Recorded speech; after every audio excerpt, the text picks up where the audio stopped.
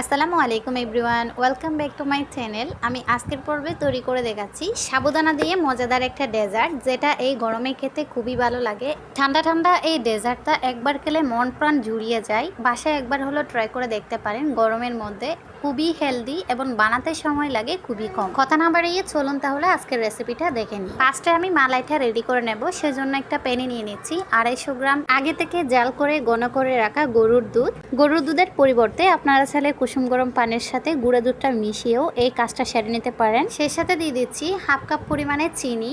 চিনির পরিমাণটা আপনাদের পছন্দ মতো কমিয়ে কিংবা বাড়িয়ে অ্যাড করতে পারবেন। যেহেতু দুধটা আগে থেকে কিছুটা ঘন করা, তাই বেশিক্ষণ জাল করার কোনো প্রয়োজন নেই। চিনিটা সম্পূর্ণভাবে গলে যাওয়া পর্যন্ত অপেক্ষা করব এভাবে নেড়ে চেড়ে। গরুর দুধের পরিবর্তে গুঁড়া দুধ দিয়ে আপনারা যদি মালাইটা তৈরি করে নিতে চান, সেক্ষেত্রে গুঁড়া দুধটা একটু বেশি করে দেবেন, তাহলে আপনার দুধটা তাড়াতাড়ি ঘন হয়ে আসবে আর খেতে খুবই ভালো লাগবে। এ পর্যায়ে চিনিটা সম্পূর্ণভাবে গলে গিয়েছে আর দুধটাও অনেকটা ঘন হয়ে আসছে আগের চেয়ে। এ পর্যায়ে আমি একটা বাটিতে ঢেলে নিয়ে নিয়েছি।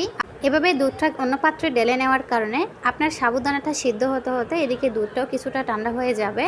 আবারও পর্যাপ্ত পরিমাণে পানি ফুটিয়ে নিয়ে এখানে হাফ কাপ পরিমাণে সাবুদানা দিয়ে দিলাম। সাবুদানাটা ফুলে কিন্তু ডাবল হয়ে যাবে। সাবুদানাগুলোকে সিদ্ধ করে নেব যতক্ষণ না পর্যন্ত সাদা কালারটা চলে গিয়ে স্বচ্ছ হয়ে আসতেছে। একেবারে থেকে নরম করে সিদ্ধ করে নেওয়া যাবে না, তাহলে আপনি যখন সাবুদানাগুলো ঠান্ডা পানি দিয়ে ধুয়ে নিতে যাবেন, ঠিক তখনই কিন্তু আপনার সাবুদানাগুলো পানির সাথে মিশ্রিত হয়ে যাবে। তাই কিছুটা দানাদার থাকা অবস্থায় সাবুদানাগুলোকে নামিয়ে ঠান্ডা পানিতে ধুয়ে নিতে হবে।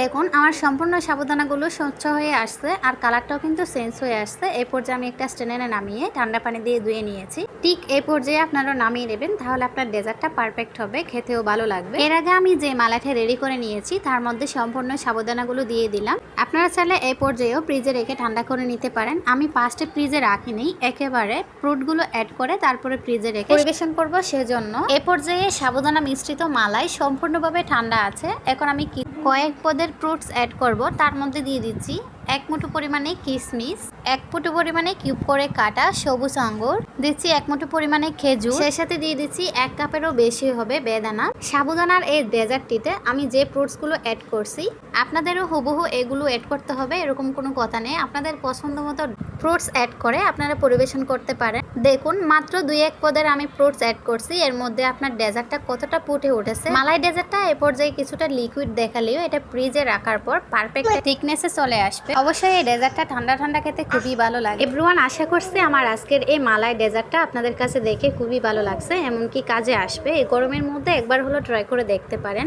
এই সাবুদানার ডেজার্টটা খেতে খুবই মজাদার। এরকম মজার মজার সহজ রেসিপি পেতে আমার চ্যানেলে এখনো যারা নতুন আছেন চ্যানেলটিকে সাবস্ক্রাইব করে নিয়মিত চ্যানেলের সাথে থাকবে। সবার সুস্বাস্থ্য কামনা করে পরবর্তী ভিডিও দেখার আমন্ত্রণ জানিয়ে আজকের মতো এখানেই বিদায় নিচ্ছি।